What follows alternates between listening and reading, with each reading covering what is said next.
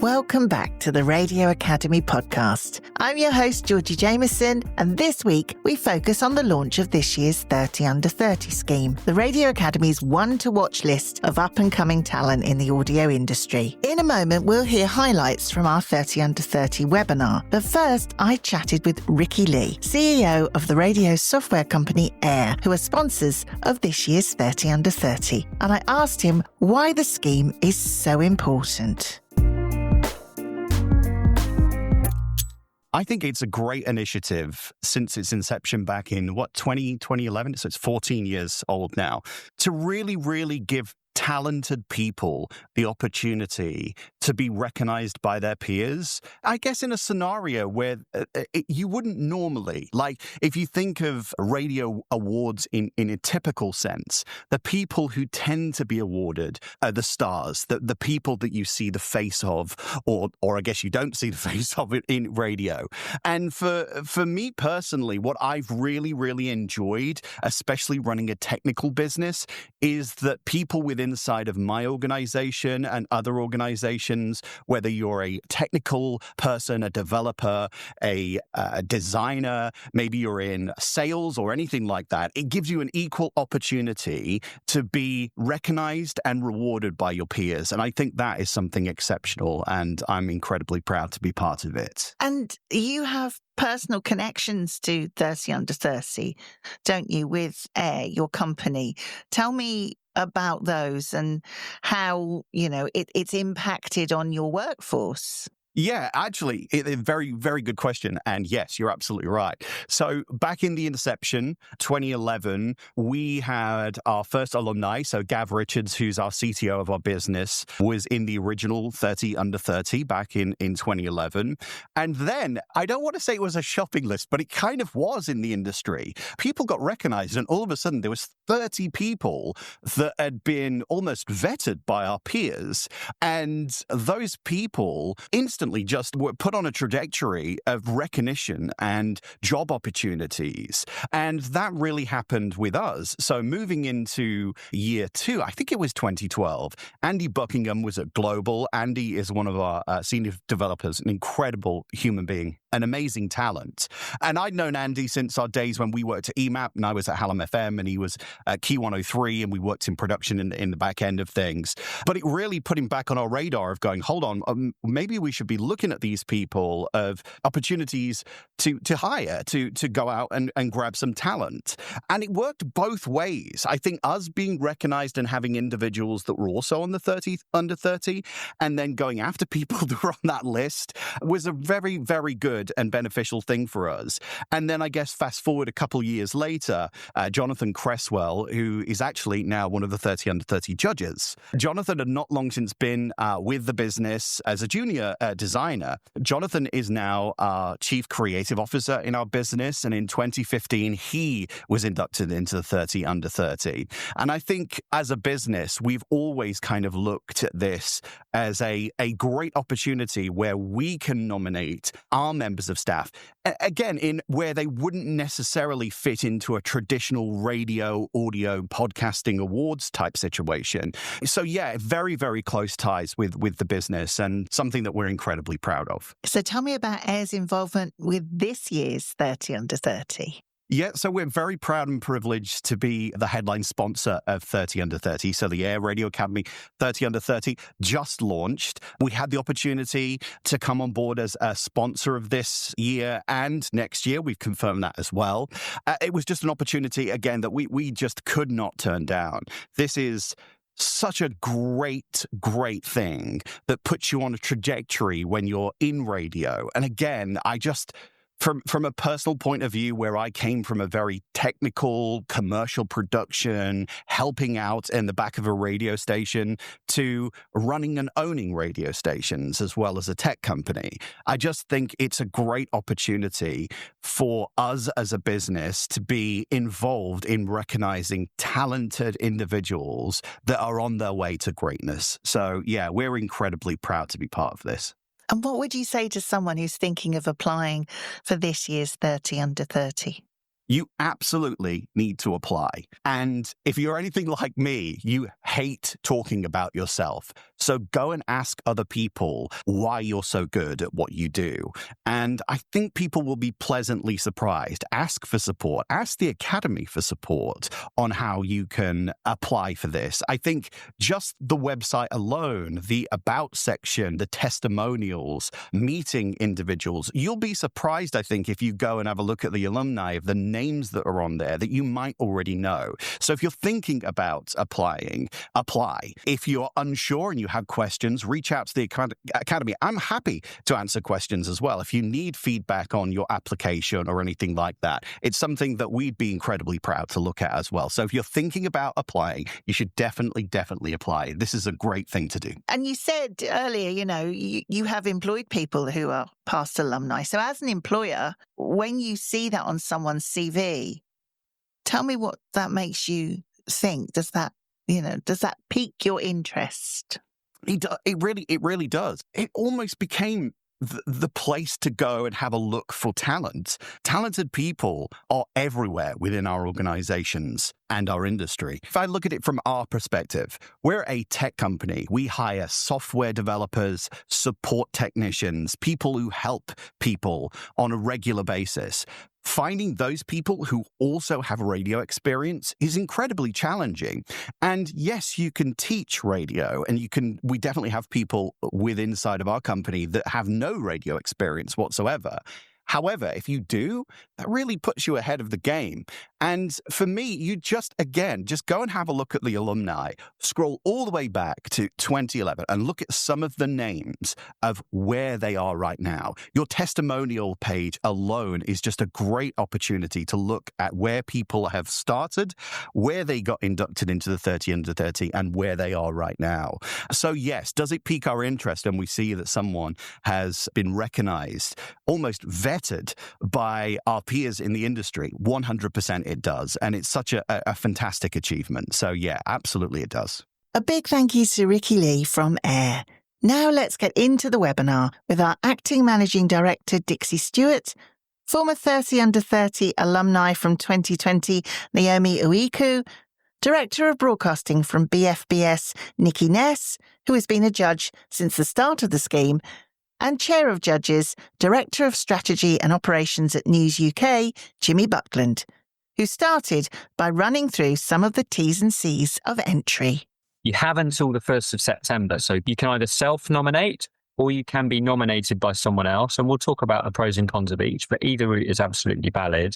You have to be working in UK audio or radio and have been doing so for at least 12 months, and you have to be 29 or under on the 31st of August to be eligible. Those are the main kind of requirements. There's more detail, obviously, on the website along with the application form, and hopefully you found those. So I think what we'll do, Naomi, Nick, if you're happy, we'll kind of dive straight in. We'd love to hear your stories. What do you think is so great about the 30 under 30, and why should folks think about applying? Maybe Naomi, can I start with you? I was part of the 2020 cohort, but I actually did apply prior to that and nominated myself. And something I do want to say that if you do apply and you don't get into that 30 under 30, don't feel disheartened. Just apply again, because the caliber and the amount of people that do apply and the standard is really high. So don't feel disheartened if you don't become successful first time round. At the time when I was awarded with 30 under 30, I was an assistant producer at Something Else, an independent production company. I was working across various Radio 2 shows, so across Trevor Nelson on Radio 2 and Keris Matthews as well. And I would say, with your application, it's really important to think about what you've done within the industry. It's great that you do so much as a team, as a production team, but in your application, just make sure that you focus just on yourself and what you've done within the industry. And I think being awarded 30 under 30 really boosts your self-confidence, and it makes you feel appreciated in the industry, but then also the cohort of people that you are sort of nominated and successful with kind of builds that community, and it's really good. It's varied in terms of the different people and the different roles that people sort of take on that do enter. It was a massive achievement for me and a massive confidence boost as well. Brilliant. And how about yourself, Nikki? What does the 30 under 30 mean to you? Well, I think the really interesting, Jimmy, is as an employer, and I'm sure I speak to other colleagues within the industry as well, is whenever we come across people with 30 under 30 nominee on their CV, that means a lot. Recognition from this industry that they are amongst the cream of the crop in a particular year is really helpful for us. And certainly, I don't want to say always, but I would say 99% of the time we'll guarantee an interview, just because as part of this industry, I certainly and my colleagues understand, how difficult it is to get on the list. And I would say that I'd encourage everyone to have a go, but don't take it lightly. You've got to put the work into your entry in order to rise above and really stand out from what is a crowd of hundreds of people who apply every year. And as a judge, we really take this one seriously. So we spend a lot of time really going through those entries, really thinking about why we would be recommending somebody to go on the list. And I think there are a couple of other advantages as well through just going through that process, really thinking about your career to date, what your ambition might be for the future. That helps you discuss with your current employer or prepare yourself for future employers. It's a really good exercise to go through because it gives you examples for future job applications and future interviews, whether that's within the organisation you're already working with or somewhere else. So I think there are lots of advantages, but my big piece of advice is this isn't a quick entry process. You really have to put the work in and think about it and take your time and properly answer the questions that you're asked within the process. Naomi, what's it like being asked back as a judge? What are you looking forward to as a judge this time now, rather than previously when you were obviously one of the cohort? I'm just really looking forward to seeing how people have sort of developed within the industry, what's sort of going on in sort of audio and radio world. And I think this year compared to 2020, I think you can have the opportunity to submit audio, which is great, and sort of providing those examples. And so a bit of advice I would give people is just, as Nikki said, take your time with the application. It's not a last minute thing. You've got to provide those examples, provide those stats, how you've sort of benefited the community, the listenership. So it takes a lot of thought to sort of put into the application. But it's your time to shine. I'm really excited to have a look and sort of see this year's cohort and see obviously the amount of talent in the industry. Yeah, I think that goes for all of the judges. It's hugely rewarding. Well, let's talk about what judges are looking for in those applications, shall we? And Nikki, what are you looking for most in a successful application or nomination? I think just from a practical perspective, we're basically awarding marks out of 10 in 3 categories. And certainly the way I do this is, you start with your first few and you kind of benchmark. And then you are comparing application to application in order to sift your top cohort to go on for further consideration. Evidence is really important, and the highest scorers are the people that give us really good examples of the things we're looking for. So one of those things is impact. So we're really being given evidence of something substantial, something impressive, or maybe more than one example. And so when you're looking at impact, it's also about who have you impacted, how have you impacted, what's the difference you've made. And if you can give us some evidence, whether that's data or increased reach or increased engagement, or if you're in a sales team, increased revenue, for example, that really helps us kind of figure out who the shining lights are from an evidence-based perspective. That's great. Thank you. And yes, you mentioned the 3 criteria. So we've got impact, we've got scale, and we've got quality, which are the sort of criteria that we're applying.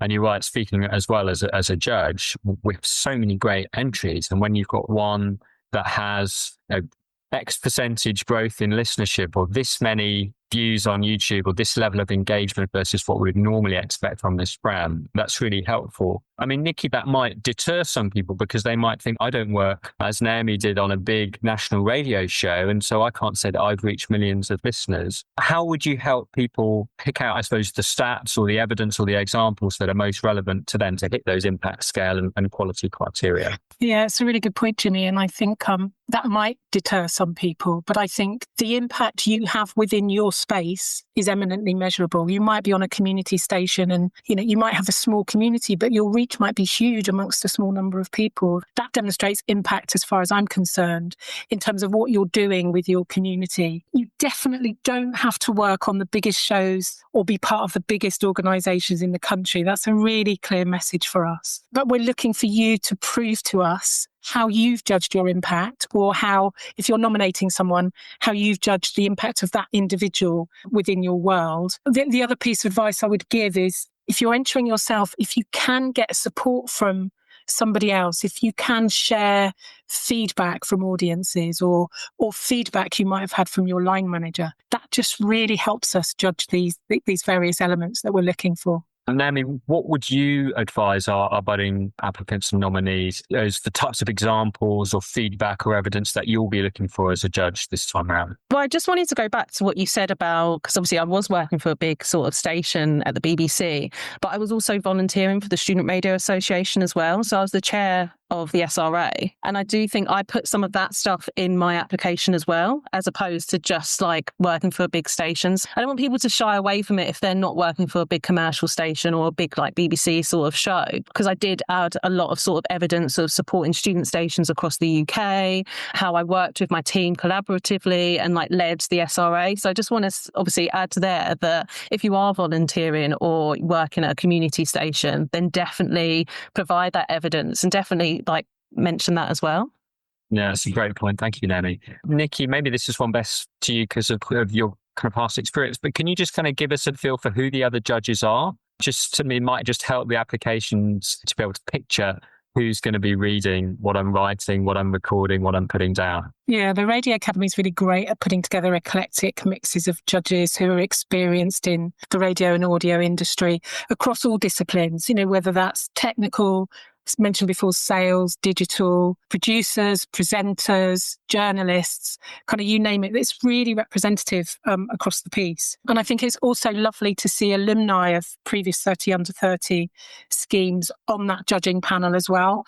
So it's not just people that have been around forever. There's a real diverse and eclectic range of opinions, from the most senior to 30 under 30 alumni who are the shining lights of the future of our industry. And that bit's really important for me. Now, in terms of the application form itself, so there are 3 questions. The first one is about your career to date. The second one's about your outstanding moment. And then there's an optional question, which is just giving applicants a chance to address if they've had any adversity that they've overcome in their career and how that's kind of shaped their career to date. Are there any sort of tips that you would give to applicants in filling out those questions? Because there's a strict word limit and I'm sure everyone will have loads they want to say. I think the advice I would say or would give is be honest in your application. The judges are looking for, as you say, any adversity that anyone's sort of experienced. I think it's really important to sort of get those quotes and get that feedback for people that you've worked in the team, because it's really great to sort of get opinions and get people's views on your work and what you've done within the industry. Be honest.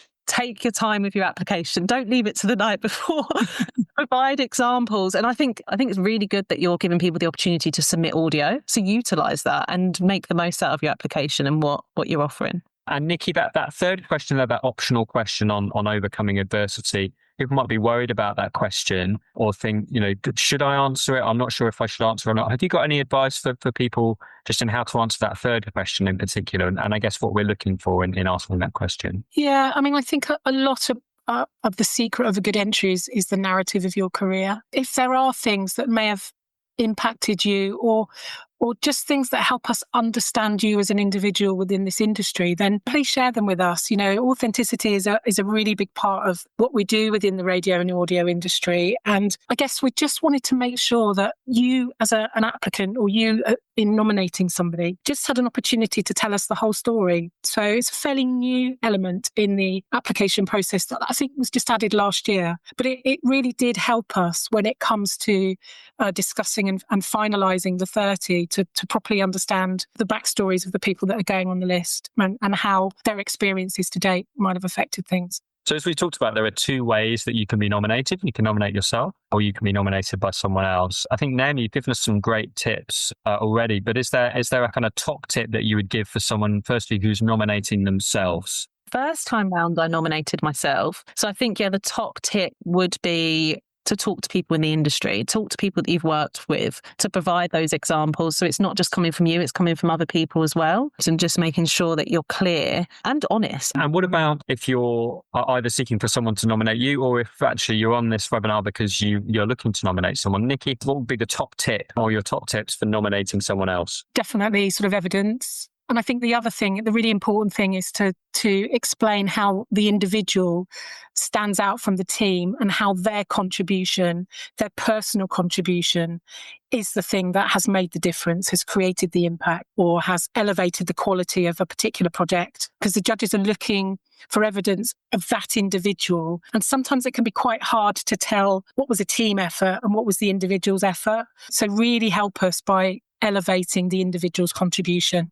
Well, I think we should bust some myths, shouldn't we? Because what we don't want to do is for people to come away from this and still not be quite sure if this is for them or not. And we really want to really encourage as many people as possible to apply. So let's bust some myths. Naomi, is the 30 under 30, is it just for people from an editorial or production background, perhaps more like yourself? No, with 30 under 30, it's so great because if you're working in sales, if you're a journalist, like it covers so many different roles within the industry. Something I was going to sort of add and jump in there is if you aren't successful this year, have a look at the cohort for 2025, have a look at the cohort for the previous years and connect with those people and sort of ask them what they've done in the industry. Because it's always good to know what people have submitted. So we said their examples. And it's also good to see the different examples in terms of the companies people have worked with or for responsibilities or roles. No, that's spot on. And you know, I'm so thrilled that AIR is on board this year as our sponsor. And of course, they're doing that because I'm sure they're as interested in encouraging in product and technology and some of the areas that they work in, product design as well. Certainly for me, working at news forecasting,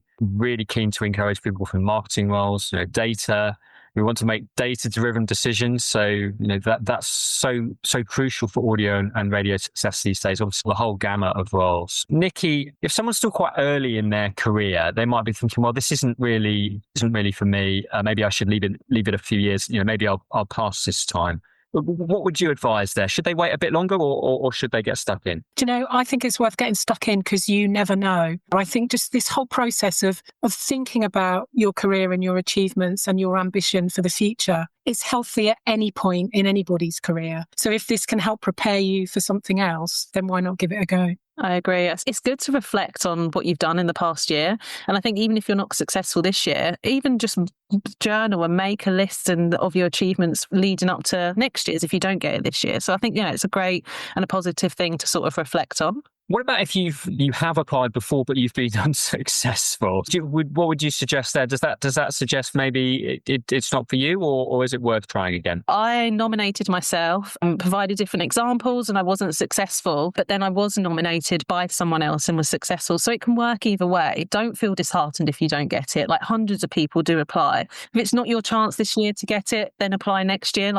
Honestly, I would suggest applying more than once if you're not successful. Yeah, no, I just 100% agree. And I think through each year of your career, potentially you do have more evidence, you have progressed more, you are doing bigger and better things. So my advice would always be don't give up. And certainly we've seen examples of people who might have applied, for 3 or 4 years and might have only made the list for the last year possible. So, always have a go. And the other thing I would say is there are lots of lovely people doing a really good job, but you need to be doing more than that to get onto the 30 under 30 list. And we do see applications from people who are clearly lovely people doing their job really well, but you need to find more. Set yourself that challenge, find that thing that's more, and get yourself on this list because you'll never regret that. That's for sure. Oh, I think that's right, Nick. I think that really is worth reassuring people on, actually, because the standard is so high.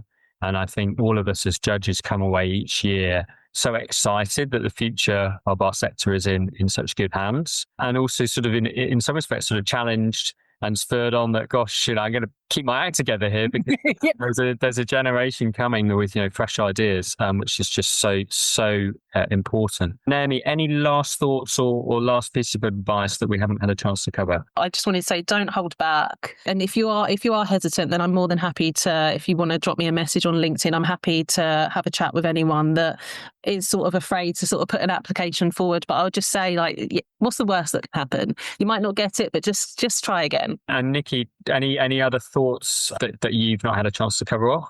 Just a couple of things. Number one, if you've been nominated or have won an award, whether that's Student Radio Awards or any other kind of award within your field, make sure you put that in your entry because that's really, really good evidence and that does make a difference. And then I think the other thing, and I don't know whether other colleagues employers do this, but I'll let you into a little secret. There are sometimes people who enter who might not make the list, but just attract my eye because of another project that I might have going on. And I have been known to reach out directly to those individuals with offers. So you never know who's going to read about you, remember who you are, and you never know where that's going to lead. We now have 3 questions, so we'll take those. So I'm going to start with this first one. Nikki, you talked a lot about this. When you talk about numbers and proof, does that mean audience figures or social views? Could be anything. I think the important thing is to find credible evidence that backs up what it is you're telling us about you. So if you're telling us you had a successful project, any kind of measure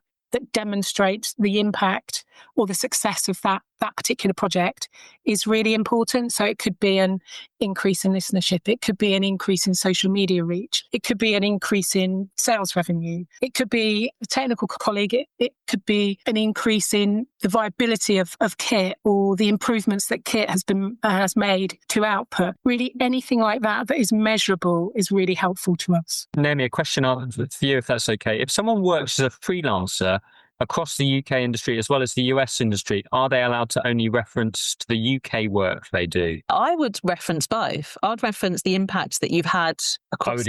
I would absolutely agree with that. The eligibility requires that you have been active in UK audio and radio for the last 12 months. We want to hear everything that you've been doing that has stood out. And actually, if you've been having an impact across the Atlantic, that would be great evidence to showcase. If you're self-nominating, is it more beneficial to submit using audio or video to get a real sense of the person rather than just in written? Naomi, what would you say to that? I think it's a really good idea that you've introduced this and having the opportunity to submit audio and video.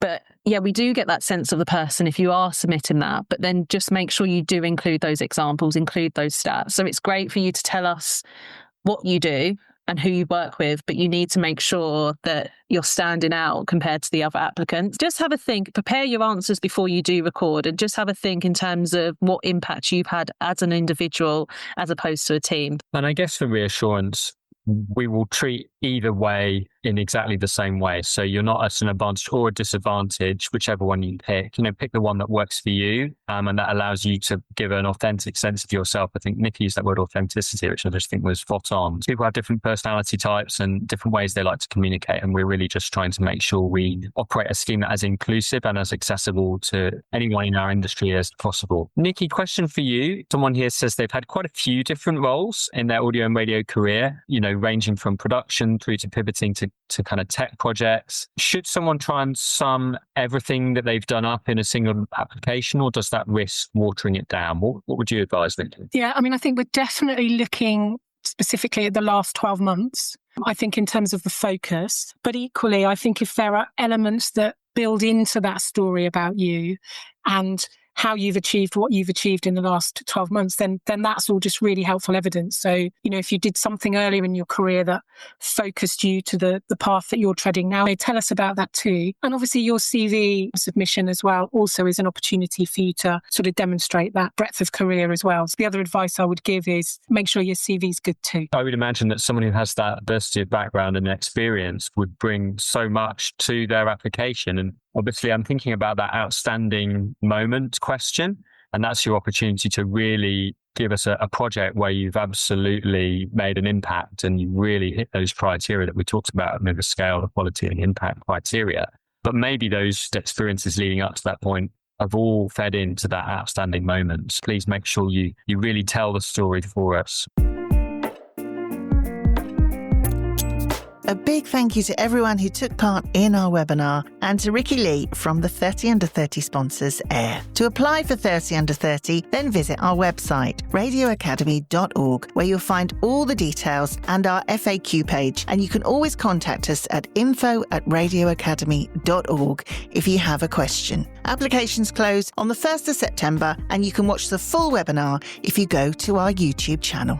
If you're going along to our summer social tonight, which is at Bowers Headquarters, The Lantern, from 7 until 9, then have a great time. Social events are free for Radio Academy members, and non-members can sign up for £4. Keep an eye on our website for one in your area. Have you taken part in our stakeholder survey yet? If not, go to radioacademy.org/stakeholder survey and give us your thoughts to help us shape the future of the Radio Academy. Next week on the podcast, I chat with Andy Ashton, Director of Content for the Greatest Hits Radio Network and recipient of the Special Recognition Award, the 2025 ARIAs. I'll see you next week.